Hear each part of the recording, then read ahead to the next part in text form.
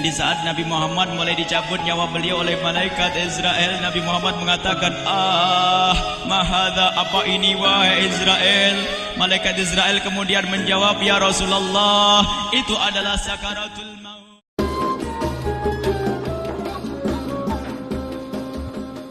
Malaikat Jibril berkata, ya Rasulullah, di depan ada malaikat Israel mau masuk.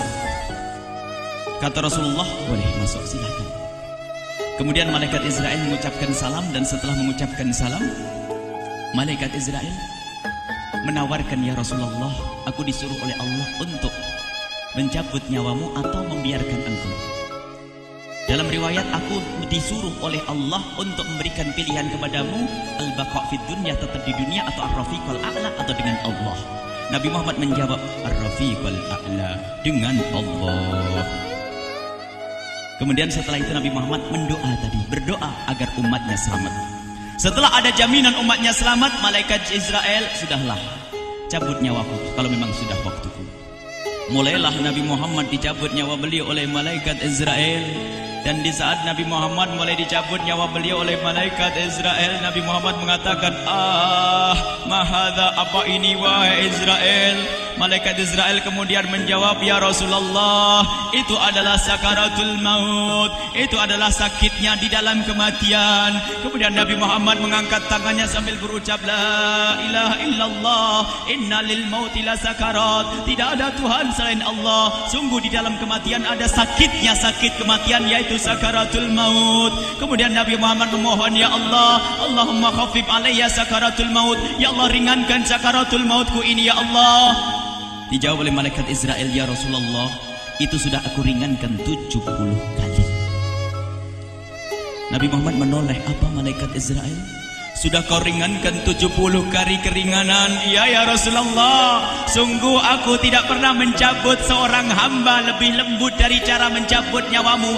Ini sudah aku ringankan 70 kali. Setelah itu justru Nabi Muhammad menangis, Israel, 70 kali rasanya masih sakit. Iya ya Rasulullah, memang itu sakaratul maut. Lalu bagaimana engkau mencabut umatku, wahai Israel? Allah, yang diingat siapa?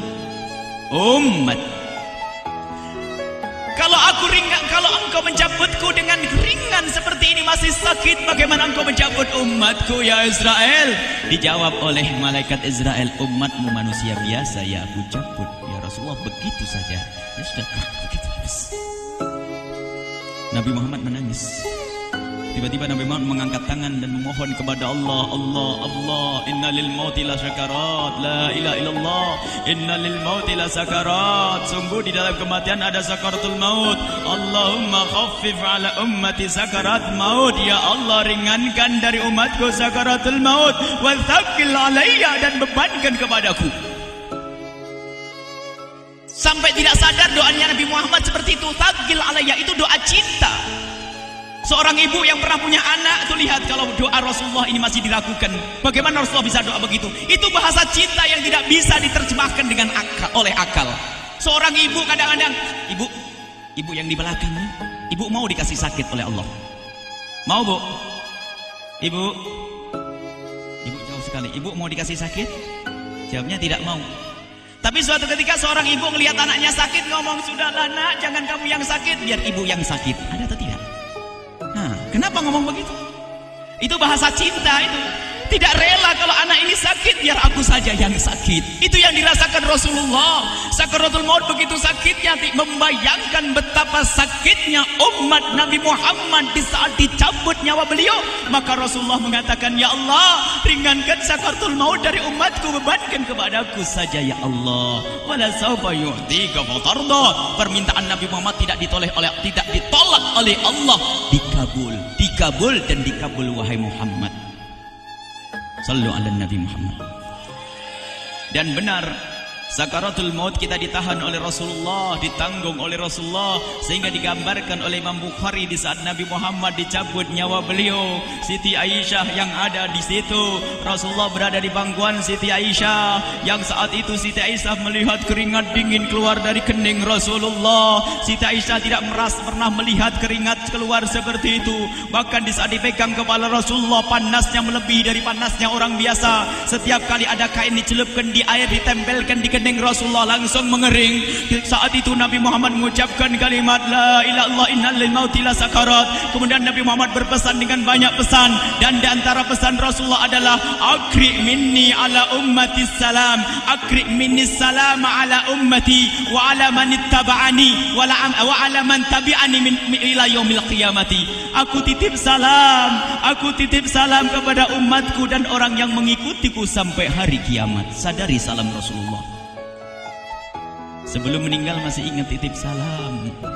Salam kepada siapa? Bukan salam kepada siapa-siapa, tapi salam kepada kita. Maka mari kita mengucapkan salam kepada Rasulullah, karena Rasulullah sudah salam duluan kepada kita. Mari kita sejenak bersalam kepada Rasulullah dan hadirkan Rasulullah ada di mata kita dan di hati kita. Mari kita bersama-sama mengucapkan salam. Assalamualaikum ya Rasulullah. Assalamualaikum ya Rasulullah. Assalamualaikum ya Habiballah. Assalamualaikum ya Nabi Allah. Rasulullah mengucapkan salam untuk kita. Dan di saat itu Rasulullah keringat dingin keluar, maka oleh Siti Aisyah diusap. Oleh Siti Aisyah diusap, bayangkan saat itu Nabi Muhammad di pangkuan Siti Aisyah dan diusap oleh Siti Aisyah. Siti Aisyah berkata, keringat Rasulullah mengucur deras hingga aku usap, dan aku usap dengan tangannya Rasulullah. Diusap dengan tangannya Rasulullah. Siti Aisyah memegang tangan Rasulullah sendiri yang digunakan untuk mengusap keringat Rasulullah. Sahabat bertanya, Aisyah, kenapa harus dengan tangan Rasulullah tidak dengan tanganmu? Lihat jawab Siti Aisyah, karena tangan Rasulullah lebih lembut dari tanganku. Sallu ala Nabi Muhammad. Masih sempat nyanjung itu sahabat Nabi. Dalam keadaan begitu masih menyadari kelembutan tangan Rasulullah, jasad Rasulullah, kemuliaan Rasulullah sallallahu alaihi wasallam. Dan aku lebih menginginkan bahwasanya yang menyentuh jidat Nabi Muhammad adalah tangan yang paling mulia di dunia dan di akhirat. Siti Aisyah enggak berani menyentuhkan. Pengennya yang disentuhkan di kening Rasulullah adalah tangannya Rasulullah sallallahu alaihi wasallam. Kemudian setelah itu Nabi Muhammad merasakan sakit yang sangat untuk kita. Kemudian Nabi Muhammad mengangkat tangan tinggi-tinggi mengucapkan la ilaha illallah inna lil mauti la sakarat. Tiba-tiba tangan itu semakin turun dan ditangkap oleh Siti Aisyah. Dan di saat tangan itu jatuh di tangan Siti Aisyah, kemudian tiba-tiba paha Siti Aisyah merasakan berat kepala suci Rasulullah. Dan saat itu Siti Aisyah sadar bahwasanya Rasulullah sudah kembali kepada Allah Subhanahu wa taala. Sallu ala Nabi Muhammad. Siti Aisyah bingung di saat melihat seperti itu. Ditaruh pelan-pelan wajah Rasulullah. Sambil menangis lalu berkata, Rasulullah sudah meninggal. Para sahabat Nabi pada bingung. Sayyidina Ali tiba-tiba terduduk, nggak bisa berdiri. Sayyidina Uthman nggak bisa ngomong. Ada orang Sayyidina Zaid berkata, aku baru melihat Rasulullah. Setelah ini aku tidak mau melihat lagi selain Rasulullah. Ya Allah, butakan mataku. Aku tidak ingin aku kotori mataku dengan selain Rasulullah. Dan dibutakan oleh Allah. Bermacam-macam kejadian saat itu. Madinah heboh, luar biasa dengan meninggalnya Rasulullah sallallahu alaihi wasallam. Dan sungguh meninggalnya Nabi Muhammad adalah menghidupkan hati yang mati kalau orang faham. Tiba-tiba Sayyidina Abu Bakar datang. Setelah Sayyidina Umar mengatakan, siapa yang mengatakan Muhammad meninggal akan aku penggal lehernya. Jangan seperti orang-orang Nabi Muhammad sekarang lagi pergi seperti waktu Musa pergi kepada Tuhannya, kepada Allah, nanti akan kembali kepada kita. Muhammad belum meninggal. Ini adalah karena kecintaan Sayyidina Umar bin Khattab, tidak ingin Nabi Muhammad pergi. Tiba-tiba datang Sayyidina Abu Bakar As-Siddiq lalu masuk ke kamarnya Rasulullah, lalu masuk kepada Rasulullah, kemudian mengecup kening Rasulullah. Dan Sayyidina Abu Bakar berkata, ya Rasulullah, tibta hayyan wa mayyita. Ya Rasulullah, engkau tetap harum dalam keadaan hidup dan harum setelah meninggal dunia. Sallu ala Nabi Muhammad. Hingga sampai setelah hari besoknya meninggal Rasulullah, Senin sore, Selasa malam, Rabu dikubur Rasulullah sallallahu alaihi wasallam. Setelah dikubur, Sayyidat Fatimah bertanya kepada Sayyidina Abdullah ibn Abbas, Sayyidina Anas, wahai Anas, hai Anas, sambil menangis Sayyidat Fatimah Zahra, hai Anas, bagaimana engkau tega? Atabat anfusukum an tahtu ra'sa Rasulillah. Apakah engkau rela menaburkan debu di atas kepala Rasulullah?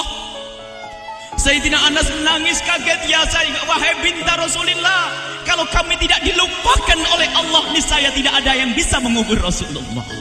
Jadi saat itu dilupakan oleh Allah, sehingga mereka tidak menyadari melakukan itu semua. Kalau mereka sadar, tidak akan bisa mengubur Rasulullah sallallahu alaihi wasallam. Ini yang diungkapkan oleh Sayyidina Anas, kalau seandainya kami tidak dilupakan oleh Allah, niscaya kami tidak akan mampu mengubur Rasulullah sallallahu alaihi wasallam. Kami yang hadir di sini, ya Allah, ingin senantiasa hadir di hati kami kekasih-Mu Nabi Muhammad. Maka kami mohon, ya Allah, jadikan kekasih-Mu Nabi Muhammad yang akan, ya Allah, yang akan mendampingi kami kelak saat Kau cabut nyawa kami, seperti yang Kau wahyukan kepada kekasih-Mu Nabi Muhammad. Wa absyiru bil jannati, semua hamba yang beriman akan menyaksikan surga, ya di saat dicabut nyawa mereka. Dan surga, di tempat surga itu yang paling mulia adalah Nabi Muhammad. Maka kami mohon, ya Allah, saat Kau cabut nyawa kami, ya Allah, hadirkan Nabi Muhammad di hati kami, ya Allah. Dan kami mohon, ya Allah, saat di alam barzah nanti, ya Allah, saat yang sangat mengerikan itu, ya Allah, kami mohon hadirkan kekasih-Mu Nabi Muhammad, sehingga kami tidak takut dan gentar lagi dengan malaikat mungkar nakir. Dan ya Allah, kami mohon di saat di padang mahsyar nanti, ya Allah, hadirkan kekasih-Mu Nabi Muhammad. Jadikanlah kekasih-Mu Nabi Muhammad yang akan menemani kami dan akan membonceng kami, membawa kami ke telaga Kausar. Lalu kami diberi air minum dari air telaga Kausar hingga kami tidak akan haus selama-lamanya. Ya Allah, jadikan kekasih-Mu Nabi Muhammad yang akan menemani kami di saat kami menyeberang Siratal Mustaqim hingga kami tidak akan terjerumus ke neraka Jahanam. Dan jadikan kekasih-Mu Nabi Muhammad yang akan kami saksikan setiap saat di surga-Mu, ya Allah. Ya Allah, jadikan kekasih-Mu Nabi Muhammad yang senantiasa, ya Allah, kami lihat kelak di surga. Dan jadikan ucapan kami di akhir hayat kami kelak adalah, ya Allah, adalah kalimat agung dan mulia, La ilaha illallah Muhammadur Rasulullah. La ilaha illallah Muhammadur Rasulullah. La ilaha illallah Muhammadur Rasulullah.